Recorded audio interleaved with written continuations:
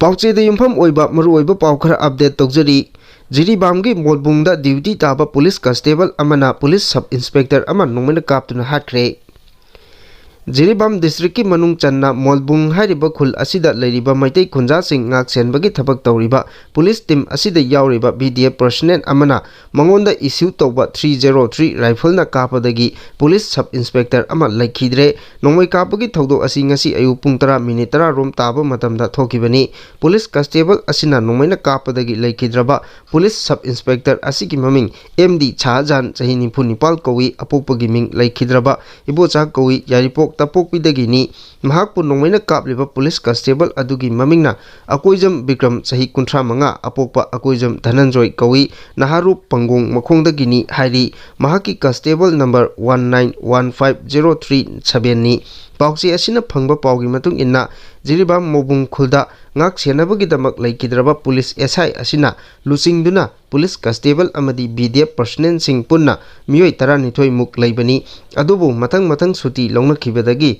mafam aduda police personnel taruk khaktamak laibani police personnel sing asina modbung khul aduda laiba N Noren koba miyoi amagi yumda laibani laibak thiba thawdo asi ngasi ayu pung 10 minute 10 rom tarakpu matamda laikhidraba police SI Sahajana yum adugi mamang changoida chokri amada atopa police personnel amaga loinana koki cham changduna laibani hariba matam adu mafam aduda duty tawriba police personnel sing chak loiraduna chak chariba matamni tanja asida Bikram hariba police constable personnel asina mahaki laifam kadagi mangonda issue tawba 303 rifle aduna SI Chahajanda khanghodana nongmai aduna kapsilakpadagi Chahajangi mathabakta nongmai maru ama panduna khudakta thodok thophamda laikhidabani hairi pau asina hai nongmai kapagi thodok asigi pau Jiribam district ki police ta pau pibadagi khudakta Jiribam district ki SP na lusingba police team amana thodok thokhom aduda khudakta laki SP na mafam aduda thungladringai mangoinana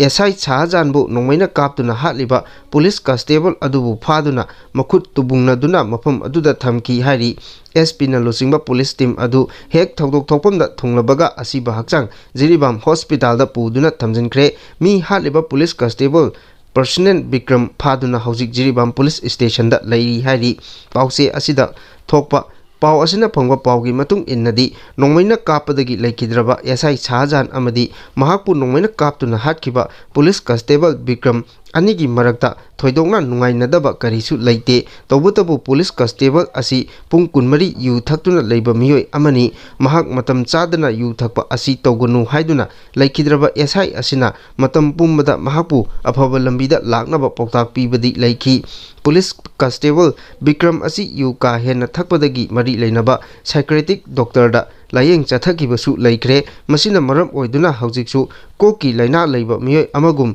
leiba mali hairi makha tarakpa pauda chabungkho khunau amadi chanti khongbalda kuki militant singna nongmai kapsilakre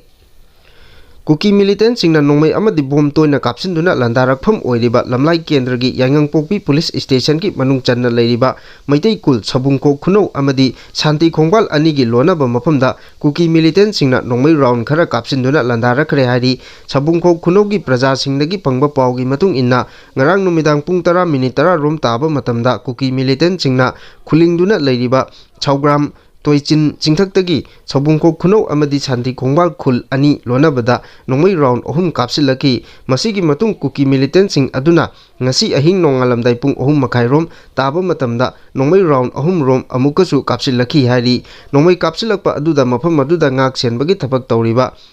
Maha regiment ki kangbu amadi Manipur police ki kangbu na handuna nongmai kapsin khibal laite masigi matungda makhata na nongmai kapsil lakhidre hairi kunja singna phongdorakpagi matung innadi sabungko khunau amadi shanti khongbalga thangnana leiriba chawgram tuicham ching asida hojik kuki militant singna khulingduna leire mafam asida makhogi bunker kaya sagalakpaga loinana khuchukulai kaya pasinduna leire aduga athuba matamda Manipur lenga ki miyeng changbiduna kuki militant sing asi takthok tabat tarabadi kunja singna lobukta kumdana low lokpagi thabak tawba matamda nongmai amadi bom kapsinduna ngaiyak laitana landarakpa yabagi phibamda leiri hairi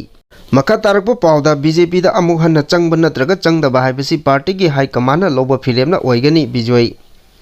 socio-political commentator Chongtham Bijoy na Lamphel Khunok da leiba ma ki yumda pangthokpa paugi mifam amada BJP da amuk hana changba natraga changdaba haibasi well wisher sing imungi miyoi sing amadi party gi high command lawrakpa phirep aduna oigani party dagi tanthokuna khongoi nakhiba adugi chapchaba compensation party dagi logani haikre mahakna makhata na hai kumja lisingani kunithoi gi February 9 da mahak BJP Manipur Pradesh ki primary membership dagi lokthokuna chahi taruk tanthokle haina party asigi president A Sardana order ama thokibadu thawinsin amagi makhada party gi constitution gi wangmada chathakiba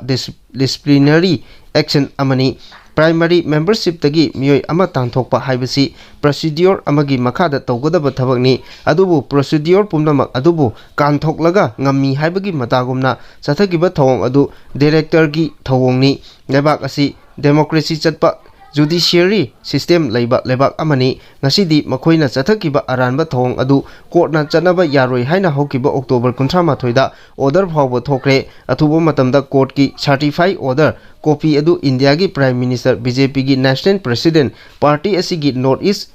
in charge amadi state party gi president da thakragani masigi matungda tarakpada party gi maikai dagi kari responsible lai haibadu yenkigani karigumba makhoigi maikai dagi thamoi peningai oiba response ama laktragadi makhatana karigumba khongthang lokhutkani haibadudi kona mahakna phongdokani haiki makha tarakpa atopa pawda IRB ama siramle Nauda Khong bunker number 5 da deploy tauba ahum suba IRB gi personnel ama masagi phamungda siduna leiramle hairi thawdok asigi matangda police gi phangba paw amana hai leikidraba personnel adudi salungpham mayai lekai dagi thangjam Suresh sahi nimphuni to apokpa TS mangi kawi mahang masagi phamungda wakhal tadana leirambadagi kumbi gi PHC da pukhatpada PHC adugi MO na mahak sina purakle haina declare tauki hiram asiga mari leinana kumbi police station da case ama lokhakre haina su police ki paw asina makatari makatarakpa pawda ngachi nungtin pung mari dagi Senapati district ta pung kun mari gi total shutdown lauthokre Imphal West District ki Lamsang area da khulai paiba singna Senapati dagi miyoi ani phukhiba amadi sel mulobagi thokdokta chenaba miyoi sing pung nipu nipal gi manungda phaduna logi oiba cherak pigadabani haiba yauna naga CSO singna Manipur lengakta thamkiba wafam sing thabakta onthoraktabagi mayokta Naga People's Organization NPO Senapati District Students Union amadi Senapati District Women's Association na ngasi nungtil pung mari dagi Senapati district da pung kun mari gi total shutdown lauthokre total shutdown asina maram oiraga Imphal Dimapur lambi da lakadaba gari singda ajoba chaitheng piba hokre nakal amarom dana thodok aduda chenabani hainaba KCP gi lanmi ama tha asigi kunthama thoida Imphal West district ki manung chanba Lamsang area dagi Manipur Police Commando gi kangbuna KCP gi lanmi ama fare haikibani Makha tarakpa pawda pangmai macha ani pharaga phone amadi paisa mulobagi thodok condemn tawi lupsing Imphal West District ki Lamsangi mafam amada lambi da lakpa iramdam asigi pangmai macha ani dagi mobile phone amadi ayawba paisa muloraga tamthina phuraga thadokiba asibu lamdam asigi civil society organization sing haibadi pandam IPSA IEAK KSA akomlup kil kanglamai CLK sewa Loyalup Mikal Axel hariba CSO sing asigi lusingba singna khuyek piduna thadorokpa chirol amana condemn torakli CSO sing asina press thadorokpa condemn tawba chirol asina hai hojik lebak irang hoduna leiringai cherak asida asigumba thawong chatharakpa asi yamna hakchinna pendaba poi hokiba October 13 gi ayuk pung 3 rom aduwaida Thobaldagi sasan khara lawruraga lakpagi lambida lamchangda leiramba khulai paiba naha kharaga gari khamlaga adharna chingba check tawraga